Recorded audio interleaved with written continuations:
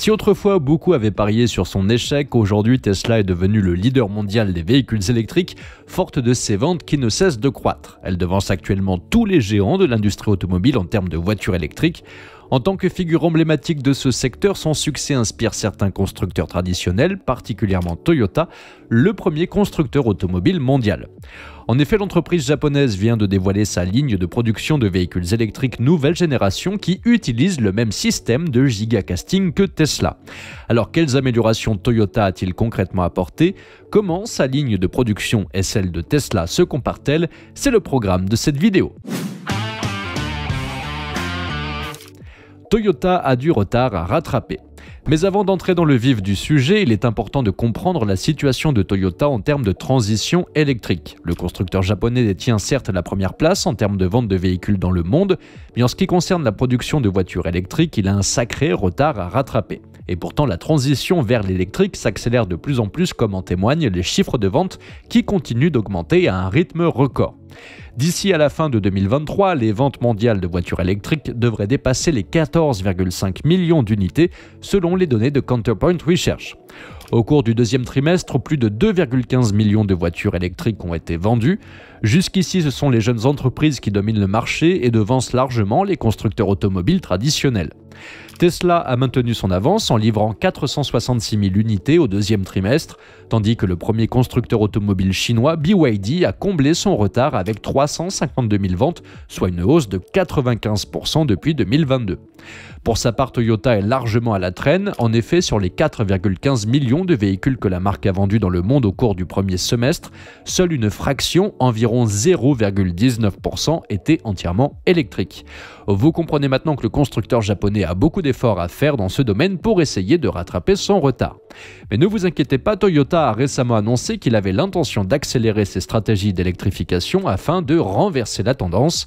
Le constructeur a même confié dans un rapport publié en juin dernier qu'il comptait s'inspirer de Tesla et entre autres de ses gigapress pour y arriver. L'adoption de la gigapress permettra une intégration importante des composants, ce qui contribuera à réduire les coûts de développement des véhicules et les investissements dans les usines, a indiqué Toyota dans son rapport. Et il semble que Toyota soit sur la bonne voie. Maintenant, restez bien avec nous car ce que nous allons vous révéler pourrait annoncer une nouvelle ère de fabrication pour le géant japonais de l'automobile. Dans une récente publication, le géant de l'automobile a dévoilé sa nouvelle ligne de production de véhicules électriques de pointe dans son usine au Japon, incluant des technologies modernes telles que le gigacasting, des lignes d'assemblage autopropulsées et des robots pour transporter les véhicules finis. Toyota utilise la technologie gigacasting. L'un des points forts de cette nouvelle ligne est sans aucun doute la technologie gigacasting, un processus que Tesla a introduit dans son usine de Fremont en 2020. Le gigacasting consiste à produire des pièces d'aluminium beaucoup plus grandes afin de réduire la complexité et le poids, améliorer l'intégrité structurelle et rationaliser le process de fabrication.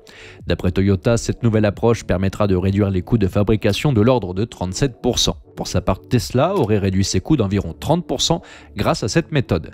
De plus, le constructeur japonais semble avoir une très bonne connaissance du processus. Cela lui a notamment permis de perfectionner les technologies de moulage, entre autres le délai de changement de moule. En adoptant le gigacasting, celui-ci passerait de 24 heures à seulement 20 minutes. L'entreprise estime que la productivité s'en trouve améliorée de 20%. Le constructeur automobile utilisera également une technologie d'analyse spéciale pour améliorer la qualité des pièces moulées et réduire le nombre de produits défectueux. En ce qui concerne la production de véhicules électriques proprement dite, Toyota utilisera une structure modulaire en 3 parties pour l'avant, le centre et l'arrière, ce qui apparemment réduit les processus et augmente la productivité. Cette approche semble similaire à ce qu'avait décrit Tesla en mars dernier lors de l'Investor Day. Si vous vous souvenez, le constructeur américain avait parlé de la stratégie Unboxed qui consiste à diviser la voiture en sous-ensembles, chacun étant assemblé par sa propre équipe et même peint séparément, et ces sous-ensembles ne sont assemblés qu'à la toute fin du processus. Cependant, à la différence de Tesla, il semble que Toyota ne remplace pas autant de pièces avec le gigacasting. Nous développons également une technologie de moulage intégrée avec moulage sous pression de l'aluminium pour ce qui était auparavant fabriqué avec des dizaines de pièces en métal, a déclaré l'entreprise. Alors que de son côté, Tesla a pu éliminer 171 pièces du modèle Y grâce à l'utilisation de sa gigapress de 6000 tonnes. On verra bien si à l'avenir Toyota améliorera ce point pour plus d'efficacité. Transport autopropulsé et robots logistiques pour véhicules. L'autre point fort mis en avant dans cette nouvelle ligne de production de Toyota est le transport autopropulsé. Grâce à des capteurs et à la conduite autonome, les véhicules électriques finis seront guidés à travers la chaîne de montage à une vitesse extrêmement faible.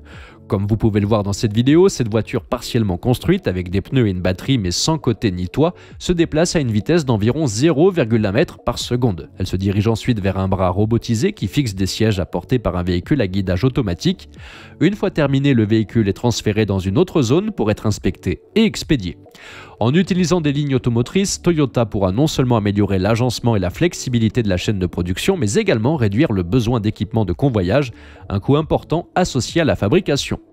L'objectif de Toyota est de réduire de moitié le temps d'assemblage, qui est actuellement d'environ 10 heures.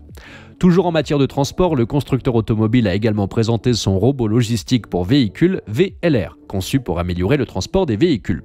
Des véhicules finis à l'usine de Motomachi dans la ville de Toyota. Celui-ci va notamment transporter les nouveaux véhicules sur un parking de 40 000 m², une tâche généralement effectuée par les chauffeurs avant de charger les voitures dans les camions.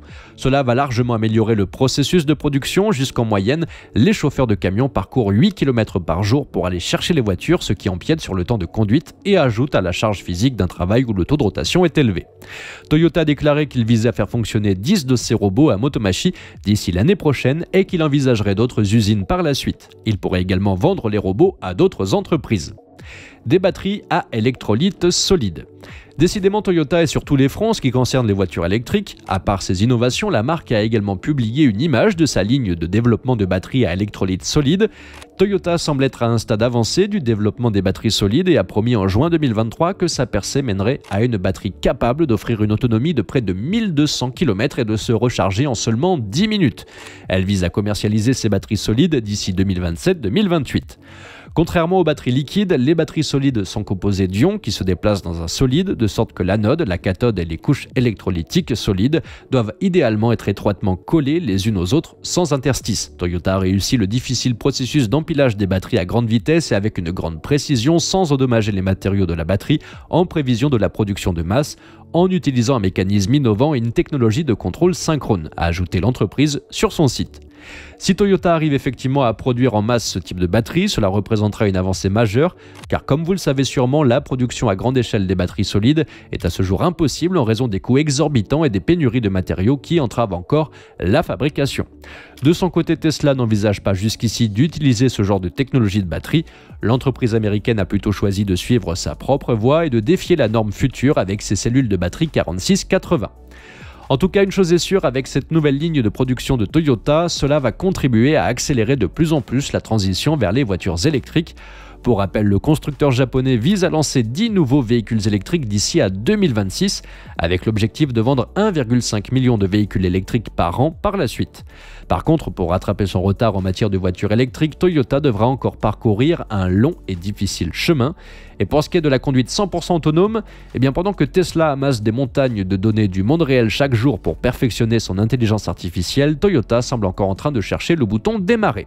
Et en y regardant de plus près, compte tenu de l'aspect exponentiel de cette technologie, on pourrait bien se demander si les efforts actuels de Toyota ne vont pas devenir complètement obsolètes une fois que Tesla aura résolu définitivement la conduite autonome. Et vous, que pensez-vous de cette nouvelle ligne de production de Toyota? Est-ce que vous pensez aussi que c'est trop tard pour Toyota et que le jeu est déjà plié?